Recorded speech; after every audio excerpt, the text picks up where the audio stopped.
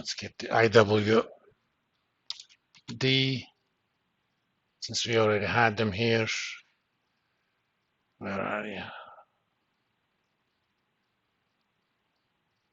Oh, IWB, I'm sorry.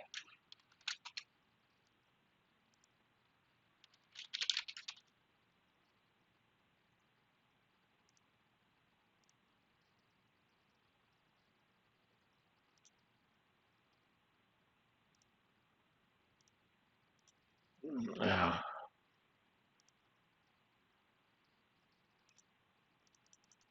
I can't reach that. I mean, I'm going to go ahead and open that file.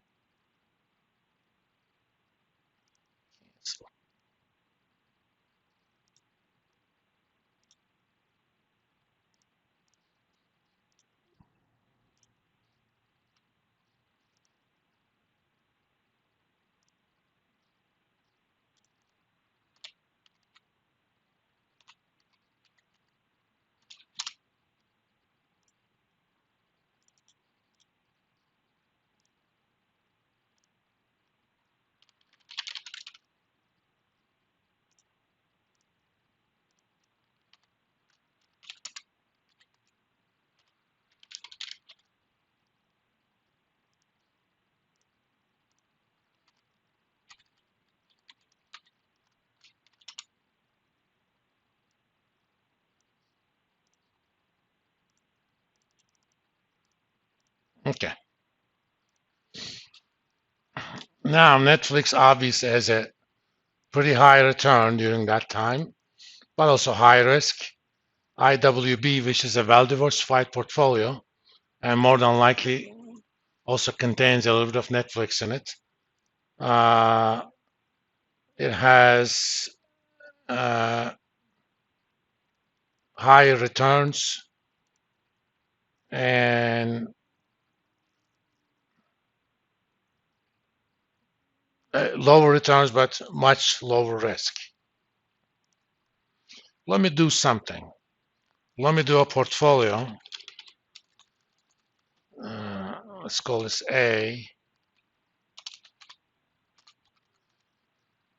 where portfolio return, let's do this.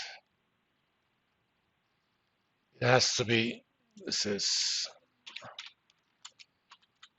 let me get IWB from that time, 5/27/2002.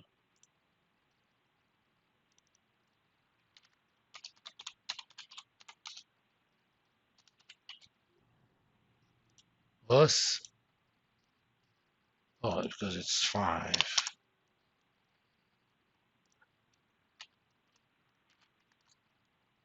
They need to be at the same time.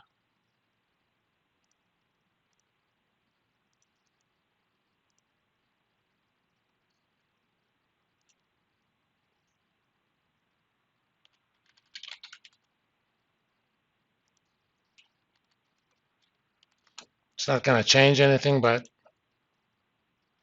oh, it does because they're in different periods.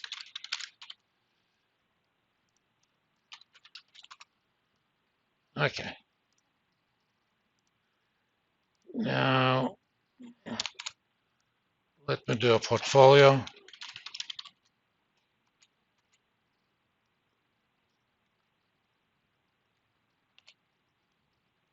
Where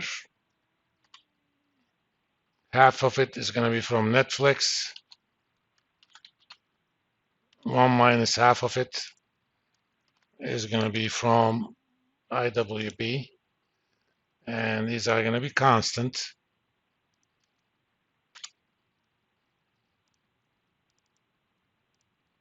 Okay.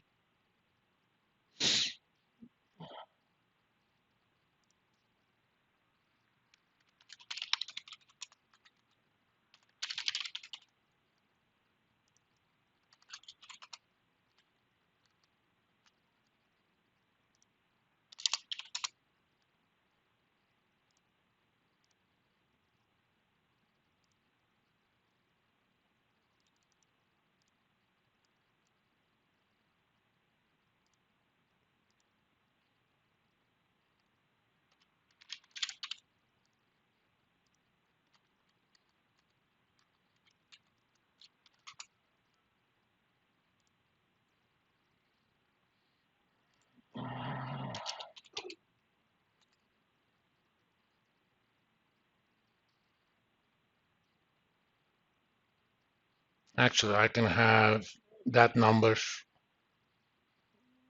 be maybe,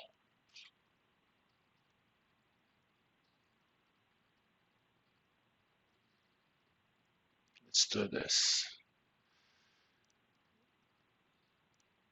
You shouldn't know anything about this, but I'm going to say minimum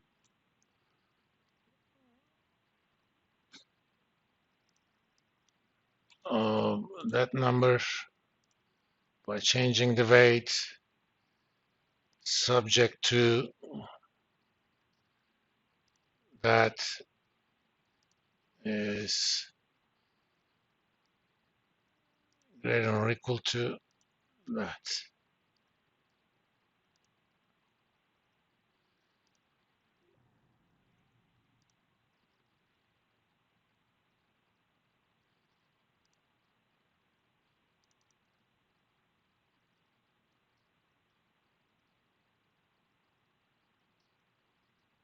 No, it didn't change it. Oh, I know why. It doesn't have to be. No, it still didn't change it. Anyway, theoretically, you can show that you can add a little bit of the diversified portfolio into that and have either higher return and or lower risk.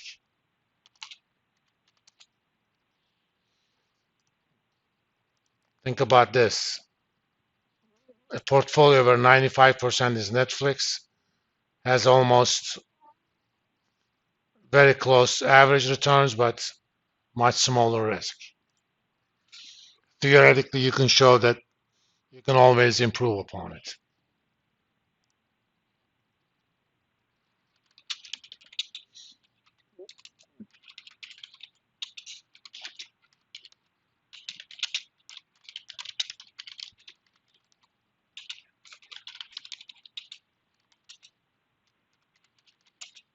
Obtain a better portfolio, which means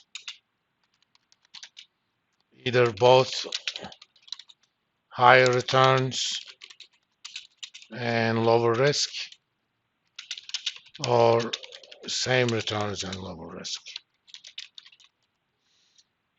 or same risk and higher return. We can improve upon it. If that is the case, what we call an undiversified portfolio is not efficient. You can always improve upon it.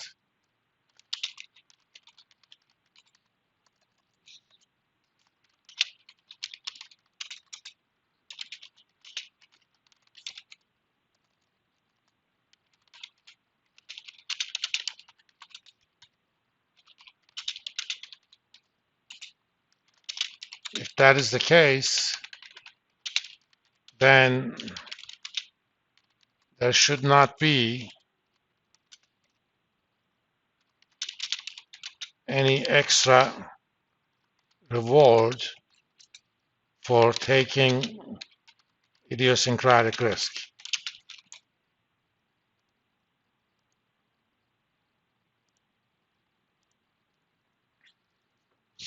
Consider two portfolios. They have exactly the same risk, total risk. One of them is well diversified, so all the risk is systematic risk. The other is totally undiversified. All the risk is idiosyncratic. There is no reason why the stock with idiosyncratic risk should have higher returns. Or, in fact, it shouldn't have any return over and above risk-free rate, because there is nothing systematic about it. Okay? This is called the systematic risk principle.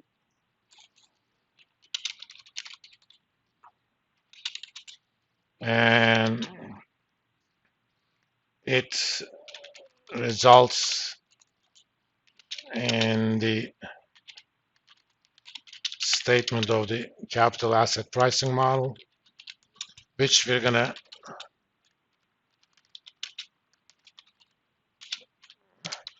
or securities market line, which we will cover next week. It's sort of late enough. I don't want to introduce a theoretical concept at this point. It basically says for any asset, the return that you should expect over and above a risk-free rate, so-called risk premium, should be proportional to the degree to which it is affected by systematic risk.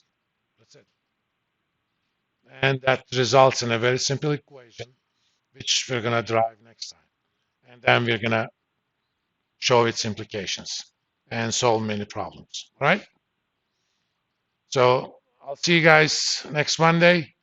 Make sure come to class having read chapter 11, because if you read it, what I talk about is going to, make a lot more sense. Otherwise, you're going to hear it first for the first time.